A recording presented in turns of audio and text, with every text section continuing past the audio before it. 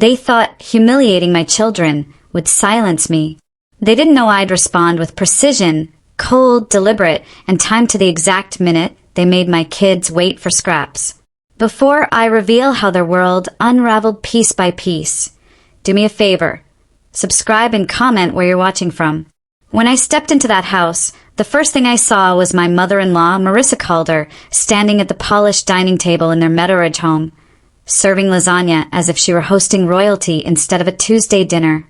She didn't look up, didn't pause, didn't acknowledge my presence. She simply said, "My daughter's kids eat first. Her kids can wait for scraps." Her daughter, my sister-in-law Cara, smirked like she'd choreographed the moment. My children, Zoe, 9, and Liam, 7, sat on bar stools at the kitchen counter, hands folded neatly, plates white and empty. They had learned, far too young, how to sit quietly in houses where they weren't wanted. Cara leaned toward them, voice sugary but designed to cut. "You two really should know your place." And then Dean Calder, slouched in his recliner just beyond the dining table, murmured without looking away from the news, "Best they learn it young." No one flinched. No one corrected her. No one cared that my children sat starving in a house where they were supposed to be loved. I didn't argue. I didn't confront them. I didn't let the fury inside me leak out. I simply knelt beside Zoe and Liam, whispered, "Get your things," helped them off their stools, and walked them out without a single word to the people who demeaned them. They believed silence meant defeat. They believed my quiet meant surrender. They believed I would return like always, checkbook in hand, grateful for any scraps of acceptance. But the moment I stepped outside that house, I glanced at the time glowing on my phone. 7:27 p.m. 18 minutes. That's how long they had left the plates in front of my children empty, while Sophie and Noah, Cara's children, ate third helpings on floral china. I planned everything around those 18 minutes. We were 3 blocks away when Zoe whispered, "Mom, did we do something wrong?" Her voice sank into the quiet of the car like a stone hitting deep water. "No," I choked out though my throat burned. "You did nothing wrong." But guilt had already curled around her shoulders, shaping the way she pulled her jacket tighter. Liam's voice came soft from the back seat. "Aunt Cara said we're not real family. She said her kids come first." My jaw clenched so hard I tasted blood. I pulled over near Willowbend Park because I couldn't trust myself not to break down while the streetlights smeared past in a blur. "How long has this been happening?" I asked. They exchanged a glance, the kind siblings share when deciding whether the truth is too heavy to speak aloud. "Always, I think," Zoe whispered, "but we thought maybe we were imagining it." Always. The word hollowed me out from the inside. I'd spent 6 years trying to belong in the Calder family. 6 years paying for emergencies that always struck right after I received a raise or bonus. 6 years telling myself that generosity would buy acceptance, that kindness would translate into love. I married Ethan Calder, a gentle high school biology teacher who believed loyalty to his mother was a moral law. I loved his steadiness. I loved his quiet charm. And because I lost both my parents in a car accident during my junior year of college, I wanted desperately, catastrophically, to belong somewhere again. So when Marissa hugged me years ago and said, "You're the daughter I always hoped for," I believed her. I didn't notice the arithmetic behind her smile. I didn't recognize the way she was already weighing my worth in dollars. The first request came 2 months before my wedding. A sudden property tax increase on their Meadow home. Could I help just once? Then a medical bill. Then a roof leak requiring $15,000. Then Cara's custody battle needing $12,000 upfront. Then random repairs, sudden vehicle emergencies, dental work. Always urgent, always perfectly timed with my income increases. Not once did they ask what I needed. Not once did they question whether it was fair. Not once did they acknowledge that I was carrying the financial weight of an entire family tree. And the whole time, my children were being taught they didn't belong to it. As I pulled into our driveway that night, something cold settled in me. Not rage, but clarity. I tucked Zoe and Liam into bed, held them a little too long, and then went downstairs to my office. There, I opened my laptop and began compiling numbers. Every transfer, every emergency payment, every check I'd written to maintain the Calder image of stability. Every dollar I spent buying the illusion of family. It took hours. At 2:13 a.m., the total snapped into place like a trap closing. $134,000. 6 years. $134,000. And my children had been fed scraps, emotionally and literally. I stared at the number until it blurred. Then I opened a blank page and typed my plan, beginning with a single line. 18 minutes. They'll feel everyone. I didn't sleep after writing that line. 18 minutes. They'll feel everyone. The sentence vibrated under my skin, like a vow. At sunrise, Ethan left early for his summer school prep class.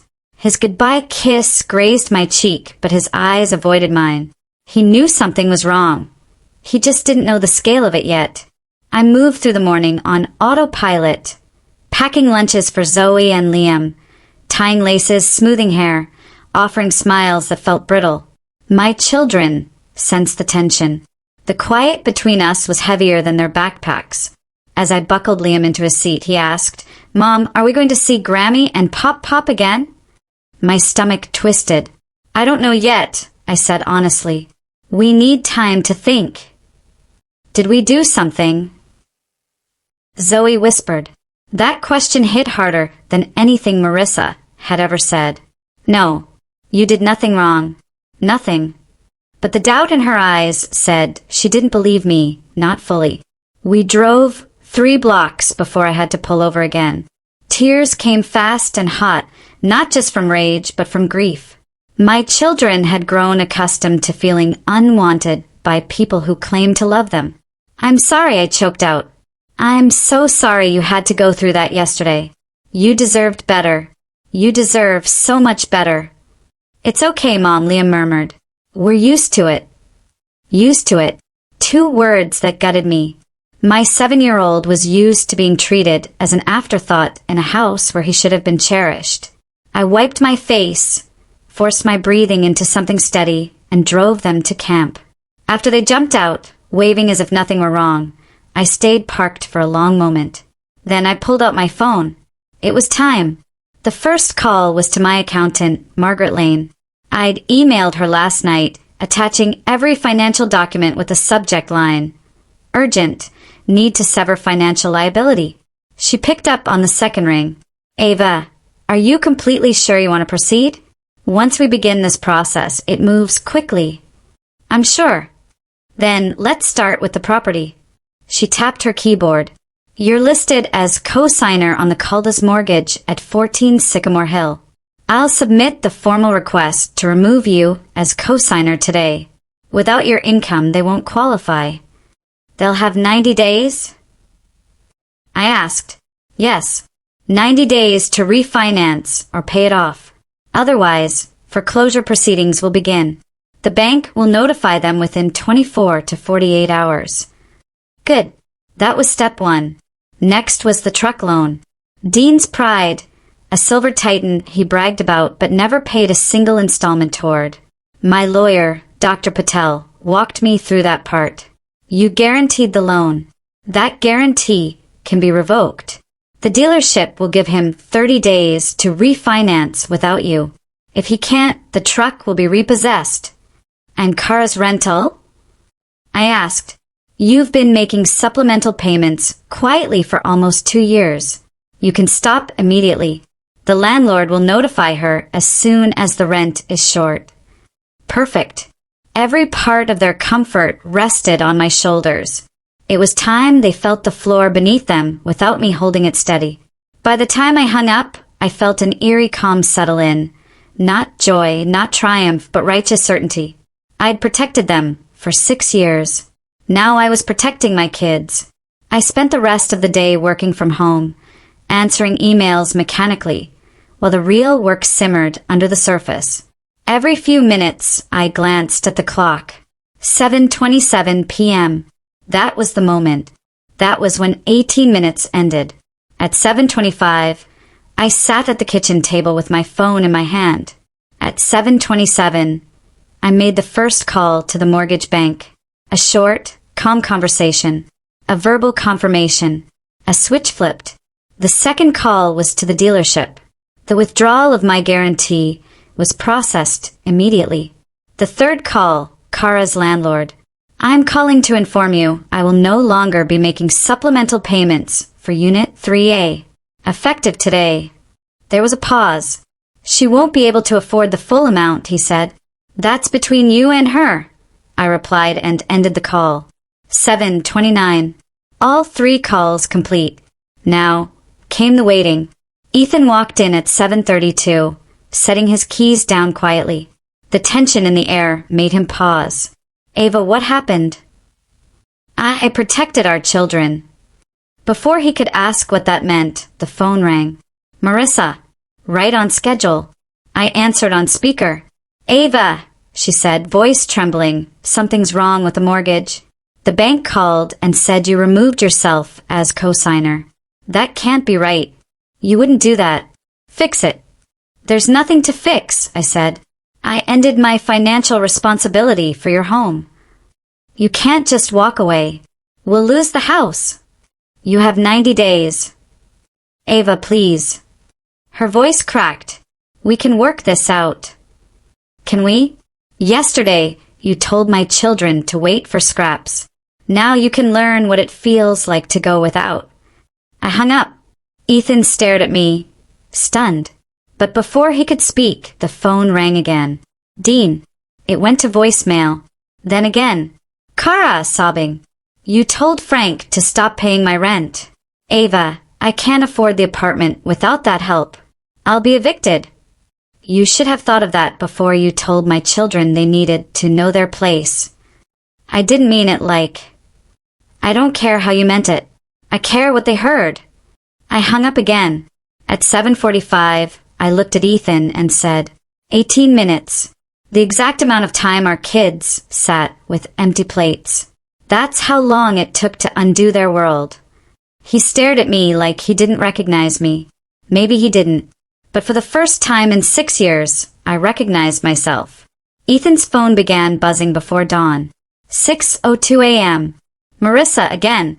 He declined the call. It rang immediately a second time. Then a third. Then 5 more. Eventually his screen showed 14 missed calls. All from various Calder relatives. Mine had 9. The storm had begun. The first voicemail came from Marissa, her voice cracking. Ava, sweetheart, please call me back. There's been a terrible misunderstanding. The bank says we're going to lose the house. They must be wrong. Please fix this. An hour later, another voicemail arrived, the tenderness gone. Ava, I don't know what kind of game you think you're playing, but this isn't funny. You can't destroy our lives over a little disagreement. We are family. Call me back right now. By noon, the third voicemail hit. Pure venom. How dare you do this to us after everything we've done for you? We treated you like a daughter. And this is how you repay us. You're spiteful. Vindictive. Ethan deserves better than you. I listened to each one sitting across from Ethan at the breakfast table. Face neutral. Hand steady. If he expected tears or guilt or second thoughts, he didn't get them. She's spiraling, I said quietly. Ava, his voice cracked with uncertainty. Maybe we should. Should what? My voice sharpened. Give them another chance to tell our children they're not good enough? Write another check so they can continue living off us? Pretend this isn't the result of their choices. He closed his mouth. By mid-morning, Dean sent a barrage of angry texts. You had no right. You made a promise. We'll sue you. You've ruined this family. His last message. You better fix this, Ava. Today. I forwarded the entire chain to Dr. Patel, my lawyer. She called me 20 minutes later. Dean is bluffing, she said. There's no legal basis. Every payment you made was voluntary, not contractual. I'm drafting a cease and desist letter now. If he threatens you again, we escalate. Good, said. Let him receive consequences for once. But nothing prepared me for day 2. Around lunchtime, my office assistant knocked on the conference room, door mid-meeting. Face uneasy.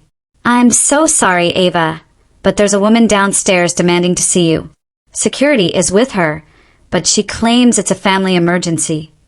My stomach knew before my brain did. Cara. I excused myself, stepped into the elevator and braced for impact. When the doors opened into the lobby, I found her wild-eyed, tear-streaked, and pacing aggressively in front of the security desk. People were staring. You can't do this to me, she shouted at the guard. My children will be homeless because of her. Ma'am, the guard said, trying to keep his voice firm, you need to keep your voice down. No, not until she talks to me. I approached slowly, spine straight, voice even. Cara. She spun toward me like a cornered animal. Her mascara had bled down her cheeks, her breathing ragged. Ava, please, she sobbed. I can't pay the full rent. Frank said he's issuing a notice. I'll lose my apartment, my kids' school district, everything. You can't let that happen. You did this to yourself, I said calmly. You decided my children weren't worth basic decency. That's not what happened. You told them to know their place. You told them your children come first. Those were your words. Her lips trembled. She looked around, noticing the eyes on her. Please, I'm begging you. I'll do anything. Don't punish my kids. For a moment, a fleeting moment, I felt something tighten in my chest. Sophie and Noah didn't deserve homelessness. But then I remembered Zoe's face the night before. How grateful she looked simply to be fed. How small she'd made herself for years to avoid being a burden. And the softness inside me evaporated. Your kids deserve stability, I said. So do mine. But you didn't care about that when you humiliated them. Ava, if I lose this place, Jeremy will take me to court. I might lose custody. Is that what you want? For my kids to live with my ex. I held her gaze, unblinking, cold. You should have considered consequences before you weaponized status against children. She lunged forward, hysterical. Security stepped between us instantly. You're destroying my life, she screamed as they guided her toward the exit. You're a monster, Ava. Her voice echoed off the marble floor long after she was gone. I returned to my meeting with perfect posture and a perfectly steady voice. But internally, something darker had taken root. Not guilt, not satisfaction, something else entirely. A clean break. Cara's meltdown was only the beginning. 2 hours later, my phone buzzed again with a call from someone unexpected. Aunt May Calder, Ethan's father's sister, a woman I'd met only 3 times at major family gatherings. Ava, she said, voice clipped and urgent. What on earth is going on with Marissa and Dean? What did they tell you? I asked. That you've been withholding money. That they've been struggling for years. That you're controlling. And now they're facing foreclosure because of your pettiness. I laughed, not with amusement but disbelief. Is that what she said? I've been sending them $1,500 a month, Aunt May admitted. For 3 years.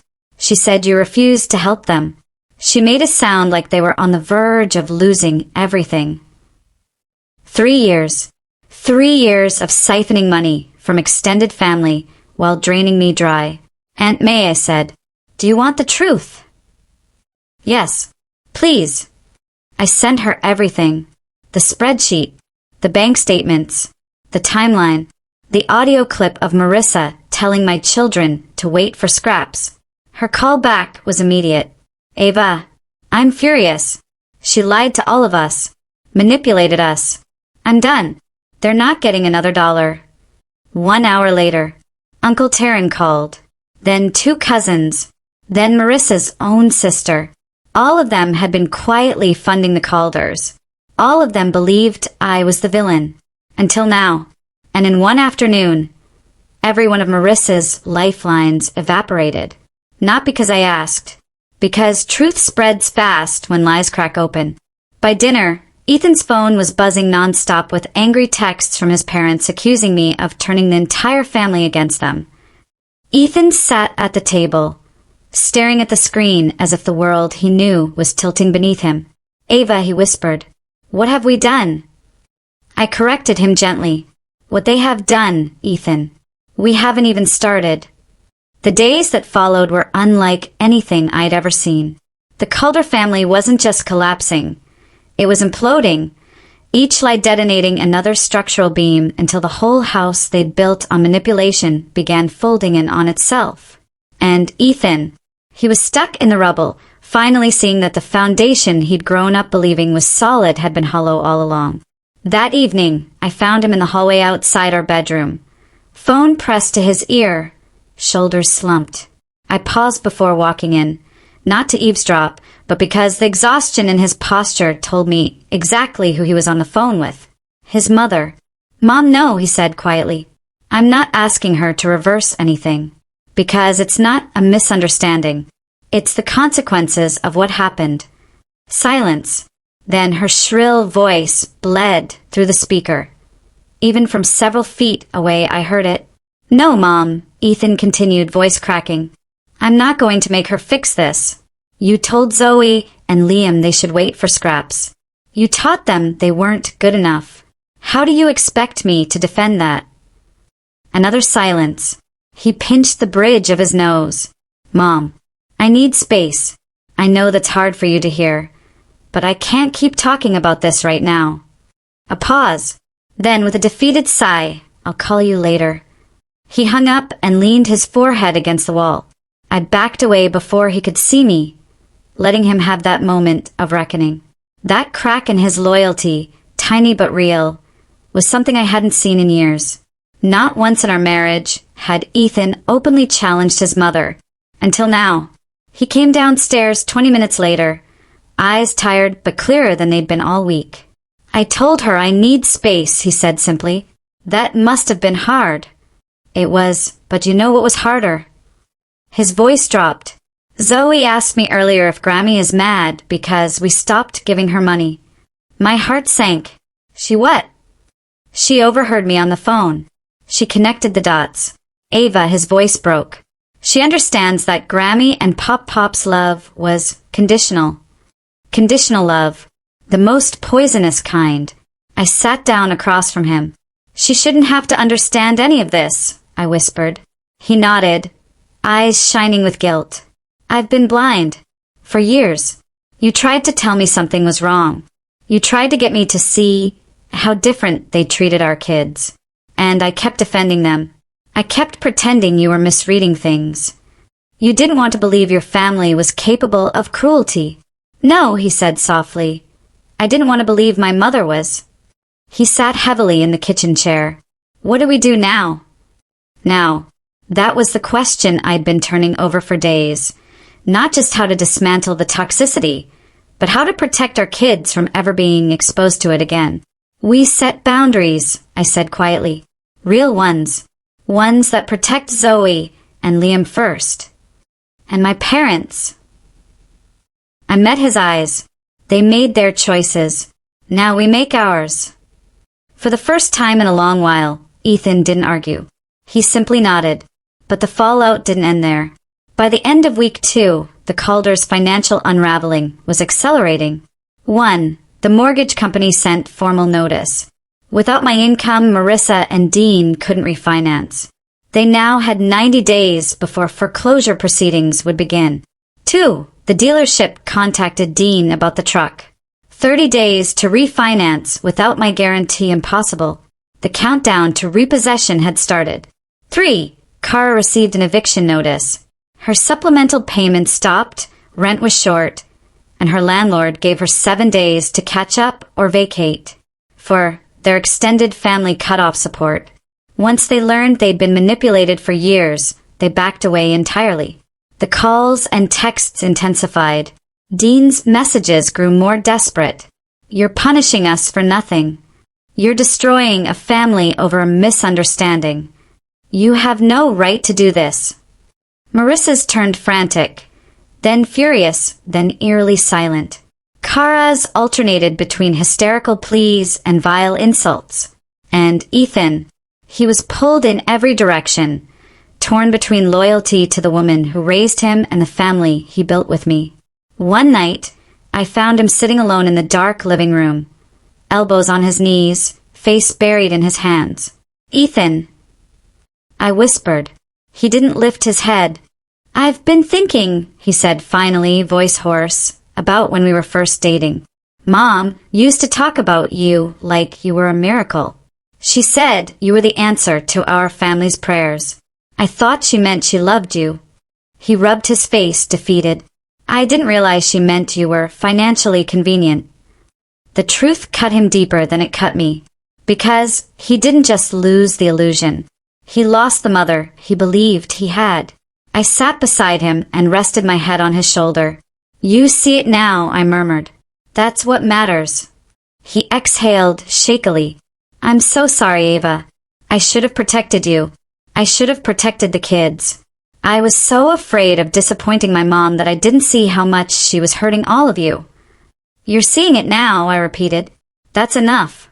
For a long moment, we just breathed together. Then Ethan said the words that shifted everything. "I think we should talk to someone." "Someone?" "A therapist. For us. For me. I need to understand why I let this happen." I nodded. It was the most hopeful thing I'd heard in weeks. The next morning, we began seeing Dr. Klein, a therapist with a backbone of steel and a tenderness that didn't soften her honesty. She mapped out the family dynamics with clinical precision. Ethan had been conditioned since childhood to prioritize Marissa's emotional needs above all else. Dean's passivity reinforced her dominance. Cara learned entitlement, and Ethan learned compliance. "Your mother trained you to ignore your instincts," Dr. Klein told him, "and to view disagreement as betrayal. That's not love. That's control." Ethan listened, eyes wet, but he didn't argue. Meanwhile, Zoe and Liam began to change too, subtly at first. Zoe stopped apologizing every time she asked a question. Liam spoke up when he felt hurt instead of shrinking. Their shoulders loosened. Their laughter returned. Their voices grew louder at home, as if reclaiming space they never realized they had lost. We were healing, but the Calders? They were sinking, and the bottom was still far away. 3 weeks after the fallout began, the Calder household was in full crisis. The mortgage company sent 2 letters. The dealership sent 1. The landlord sent 3. Every structure they'd balanced on my back was tilting, and they could feel it. But inside our home, something unexpected was happening. Peace. Real peace. Not the fragile, performative calm I'd forced for years, trying to keep everyone happy. This peace was rooted in truth. Ethan and I were communicating, slowly, painfully, honestly. The kids were opening up, cautiously, gently, bravely. And I felt lighter, like the weight of 6 years of guilt had finally dropped from my shoulders. Of course, peace doesn't mean quiet, and quiet didn't last long. On a Thursday evening, while I was helping Zoe with a school project about solar systems, Liam came running into the kitchen. "Mom, Dad's phone is ringing again." Of course it was. I heard the ringtone, one Ethan assigned specifically to his mother years ago. A habit formed long before he understood that conditioning disguised itself as affection. He glanced at me, silently asking what he should do. "Answer," I said. He needed to choose for himself. He picked up the phone. "Hey, Mom." Even from across the counter, I sensed the panic pouring from her through the speaker. "Ethan," she cried. "The bank sent another notice. They said a foreclosure specialist will be assigned soon. You have to fix this. You have to make Ava reverse this." His eyes flicked toward me. "I can't," he said quietly. "Yes, you can," she snapped. "This is your family's home. How could you let her destroy everything?" It's not her fault, he said, voice steadying. She didn't destroy anything. You did. There was a sharp inhale through the speaker. You're choosing her over us? I'm choosing what's right for my kids. A beat of silence. Then her voice turned venomous. She's manipulating you. She's poisoning your mind. She wants to tear you away from your family. Don't you see that? She's protecting our children, he said, softer now. Mom, you hurt them. That is not true. You told them they should wait for scraps. Ethan snapped, louder than I'd ever heard him raise his voice to her. Even Liam froze. Silence. Heavy. Dense. Then, almost pathetically, Marissa whispered. That was taken out of context. Ethan closed his eyes in pain. Mom, I need you to listen. Something broke that day, and I don't know how to fix it yet. But this panic, these demands, these attacks aren't helping. I'm your mother. And I'm a father, he said. A husband. And those roles come first now. He hung up before she could reply. He set his phone down, staring at it like it might burst into flames. I approached him quietly. That was hard, I said. It felt like cutting off my own arm, he admitted, but also like taking my first real breath. I nodded. Healing wasn't linear. It was jagged and raw, and sometimes brutal. But he was choosing us. Finally, the next day, I received a call I never expected. Not from a Calder.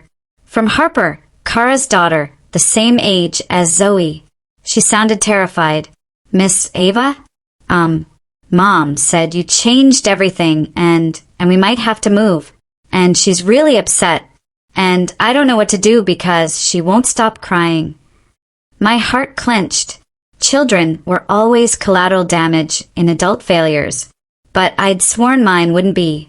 I kept my voice soft. Harper, sweetheart, I'm sorry things are scary right now, but none of this is your fault. Not even a little bit. Is it my mom's fault? She whispered. I hesitated. How do you tell a child the truth without destroying them? Your mom made some choices, I said gently, and now she's learning from them. But you're going to be okay. Do you hear me? You and your brother are not going to be abandoned. She sniffled. Oh, okay. And Harper? Yeah. Zoe and Liam care about you. Really. This doesn't change that. She said a soft thank you and hung up. I sat down on the couch, slowly, shaken. I hadn't expected this part of the fallout. The innocence caught in the blast radius. And yet, I didn't regret my actions. Not even for a moment. Hours later, another unexpected call came. This time, from someone even more distant. Ethan's cousin, Layla.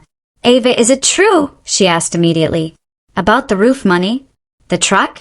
The lawyer fees? All of it. Yes, I said simply.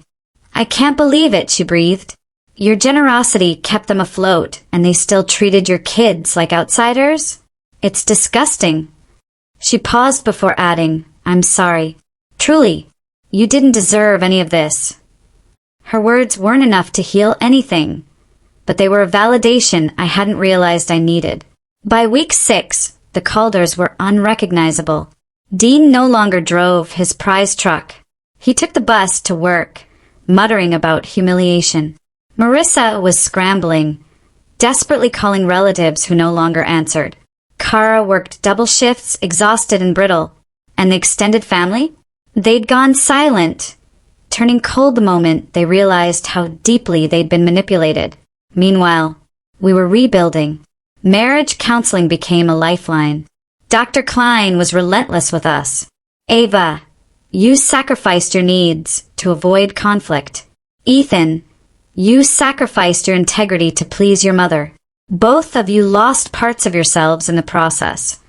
We learned to argue, productively. We learned to listen. We learned to tell the truth, even when it stung. And the kids, they began to bloom. Zoe no longer hesitated before asking for seconds at dinner. Liam raised his hand more in class, his teacher told me. Their laughter filled the house more than ever. They were healing, too. Then, in the middle of all this growth, something unexpected arrived in the mail. A plain envelope. No return address. But I recognized the handwriting immediately. Marissa. I held the envelope without opening it, my stomach tight. Whatever was inside, it wouldn't undo what had happened. But I wasn't prepared for what it did contain. 3 pages. Handwritten. No excuses. Just truth. And for the first time, something shifted. Not forgiveness, not reconciliation, but the faintest outline of possibility. But that came later. For now, we were still standing in the aftermath. Still rebuilding. Still choosing ourselves. I didn't open Marissa's letter right away. It sat on the kitchen counter for 2 days, the envelope growing softer at the edges from being moved out of the way during meals, homework sessions, and quiet evenings when we were trying our best to function like a normal family again. But on the 3rd night, once the kids were asleep and Ethan was grading papers in the living room, I picked it up and walked to our bedroom. I opened it. 3 pages, written in a shaky hand. The woman who'd once spoken to me with manufactured poise had abandoned all pretense. Ava, I have started this letter 17 times. Her words were unpolished, raw, almost painfully unguarded. She admitted everything. Her jealousy, her resentment, her insecurity, her manipulations, her favoritism, every cruelty she'd minimized for years. She confessed that she saw me as a threat, not because of who I was, but because of who she wasn't. I let myself resent your success. I let myself believe your achievements were indictments of my failures, and I punished you for it. She didn't justify. She didn't excuse. She simply took responsibility. We hurt your children. I hurt your children. And now I am losing everything because I refused to see how wrong I was. One sentence stood out. I told myself the love I gave my daughter's children was enough to excuse withholding it from yours. I was wrong. They deserved more. You deserved more. The final request was almost fragile. I am not asking for forgiveness now. I know better. I am only asking that someday, not today, not soon, but someday you might let me prove I can be better. I let the pages rest in my lap. Shock wasn't the emotion that hit me, nor satisfaction, nor triumph. It was grief, not for her.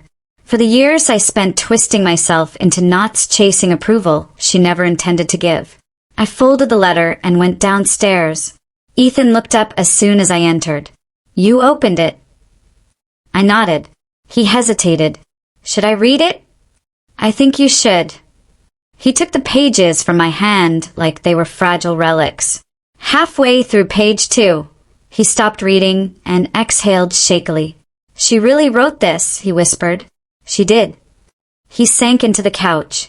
All my life, he said softly. I believed my mother was incapable of admitting fault. She never apologized. Not to me. Not to Dad, not to anyone. And now this. He looked up at me, eyes tired. What do you want to do? It was the same question he'd asked the night everything started falling apart. I don't know yet, I admitted. And that was the truth. Because I wasn't ready to let her near Zoe and Liam again. But I couldn't deny that the letter was honest, painfully so. For now, that was enough. Not forgiveness. Not reconciliation. Just acknowledgement. A small crack in the armor she'd worn her whole life. As weeks passed, life settled into a strange rhythm. The Calder's downfall continued in slow, predictable stages.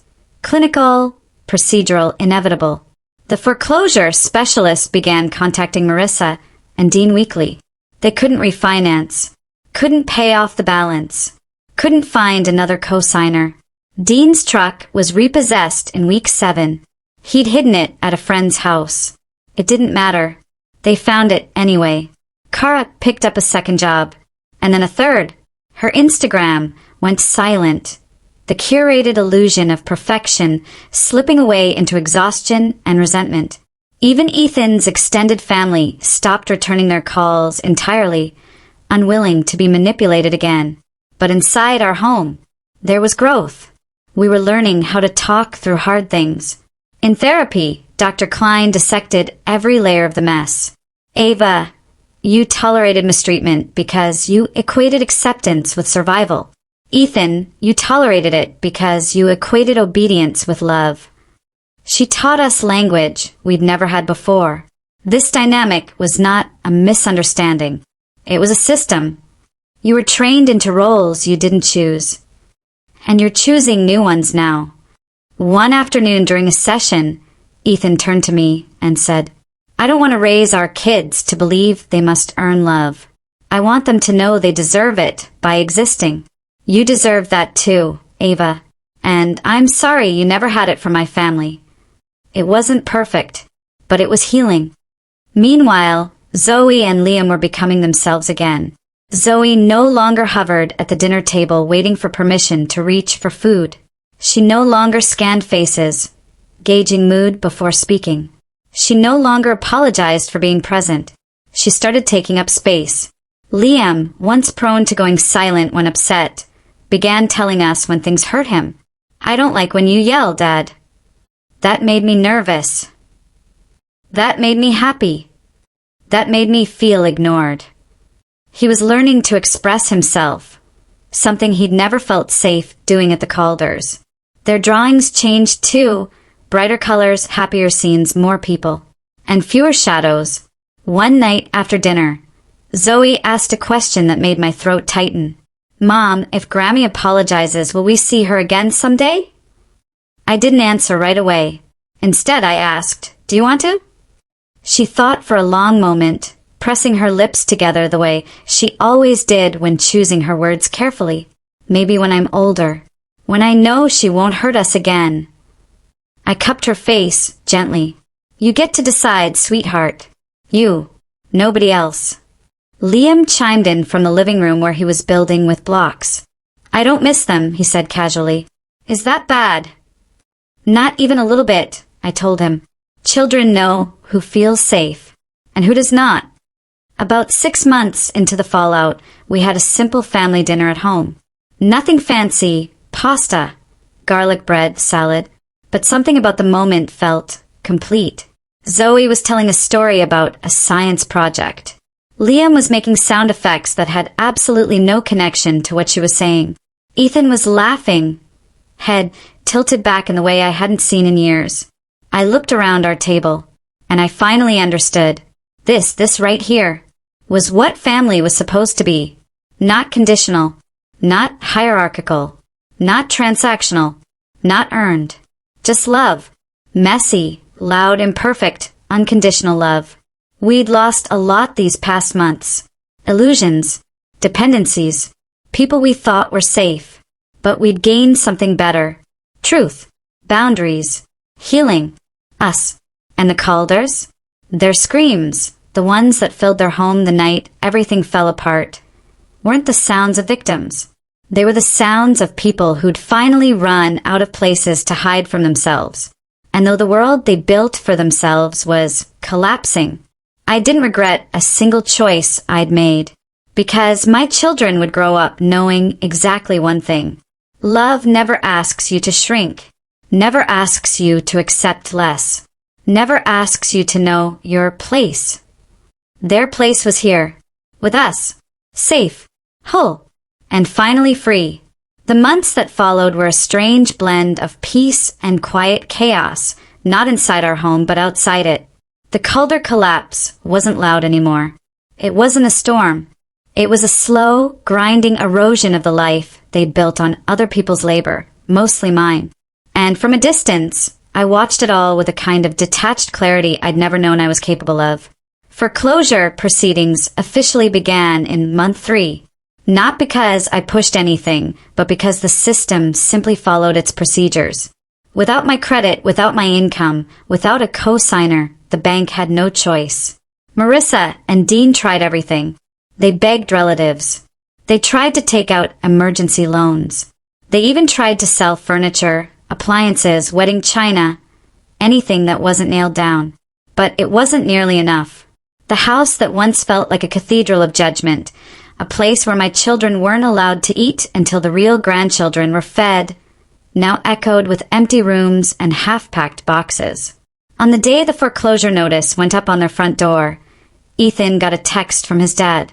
No words, just a photo of the notice taped to the peeling paint.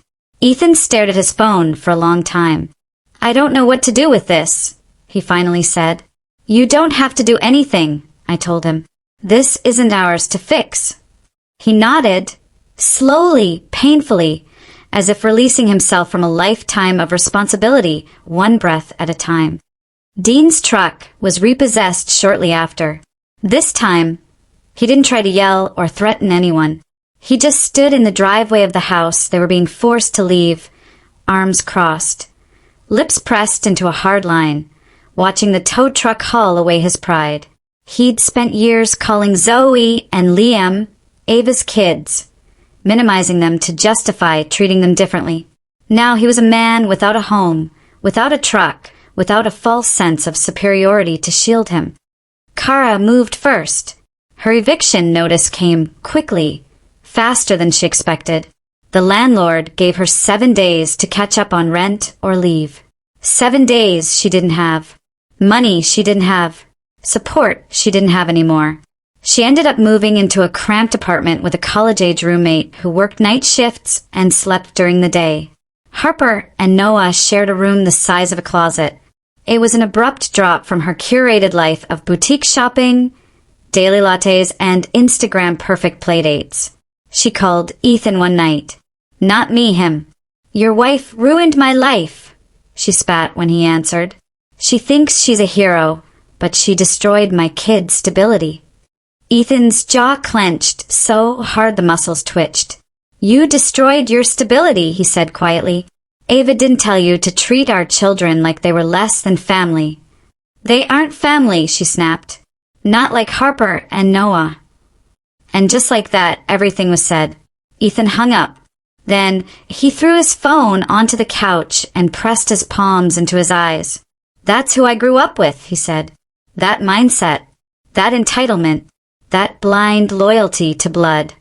He looked at me, devastated but resolute. "I'm done." It was the first time he'd ever said those words aloud.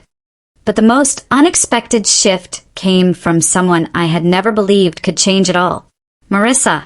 One quiet afternoon in late September, I received a text from an unknown number. "Ava, it's Marissa. We have moved into a small apartment. We are adjusting. I would like to speak with you someday. Not about money, not about the past, just about growth. When you're ready. Not a demand, not manipulation, not guilt, just a request." I didn't answer, but I also didn't delete it. Therapy became our anchor. Ethan discovered parts of himself he'd buried in childhood. Parts shaped by decades of being told a good son sacrifices his boundaries, his comfort, and sometimes even his family for the sake of his mother's emotional security. Dr. Klein didn't let him run from those realizations. "You can love your parents," she said, and still refuse to enable their behavior. "Loving them doesn't mean surrendering yourself." He nodded every time she said it, but I could tell the words were stitching wounds he never knew he had. As for me, therapy taught me something equally difficult. You tolerated mistreatment because you believed belonging had to be earned. It doesn't. I cried the first time Dr. Klein said that. Not because I didn't believe her, but because some part of me had never considered the possibility that she was right. 6 months after that day at the Calder's house, Zoe and Liam stopped asking questions about them. Then they stopped mentioning them entirely. It wasn't avoidance. It was letting go. The way children do when they realize something no longer belongs to their world. One night, while coloring at the kitchen table, Liam said, "Mom, did you notice something?" "What, sweetheart?" "We don't have to be quiet anymore." I paused. "What do you mean?" "At Grammy's house," he said, "we always had to be quiet and small and not ask for things. But here we can talk and laugh and be loud, and you don't get mad." He said it so casually, so innocently, as if it were the simplest truth in the world. I knelt beside him and kissed his forehead. "You never have to shrink here." Not even a little, he asked. Not even a little. Zoe looked up from her coloring book. I like our family better now, she said. It feels bigger, even though there are fewer people. And she was right. Our family was bigger, not in numbers, but in heart, truth, and freedom. We'd cut away the rot, and what remained was strong. By the 8th month, Ethan had grown into a version of himself I'd never seen. Steady, present, less apologetic, more defined. He no longer jumped when his phone vibrated with a family call. He no longer carried guilt like a boulder chained to his chest.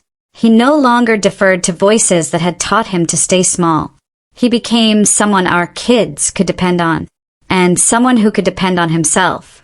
One night, after tucking the kids in, he found me in the kitchen washing dishes. "Ava," he said quietly, "thank you." "For what?" "For not giving up on me. For protecting our children when I didn't know how. For showing me what a real family looks like." I turned off the faucet, wiping my hands. "You did the hard part," I said. "You faced the truth." He shook his head. "You did too." We stood there in the dimly lit kitchen, the world outside our windows quiet and dark, and I realized something. We were different people now. Stronger, braver, unwilling to tolerate anything less than respect. And every single step of that transformation had been paid for in tears, in loss, in truth, and in courage. But it was worth it, all of it, because for the first time we weren't surviving. We were living. But the story wasn't over. Not yet, because in month 9, something arrived that I never expected. An invitation. And it wasn't from Marissa, or Dean, or Cara. It was from someone who had remained silent throughout the entire ordeal, until now. And it would change everything. For all of us. The envelope was cream-colored, smooth and heavier than normal mail. Addressed in steady handwriting. Ava Monroe and family. No return address. Ethan found it first. He handed it to me with a puzzled look. "Who's it from?" I shook my head, slid it open, and unfolded the single cardstock sheet inside. My breath caught. It wasn't an apology. It wasn't a plea. It wasn't from a Calder. It was an invitation from Aunt May Calder, the quiet, observant woman who had cut off financial support the moment she learned the truth. An invitation to a family gathering. Not at a big house. Not at a country club. Not some grand reunion. A simple potluck at her home in Willow Harbor with a handwritten note attached.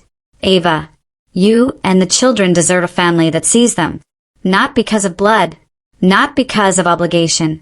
But because they are extraordinary. Ethan deserves that too.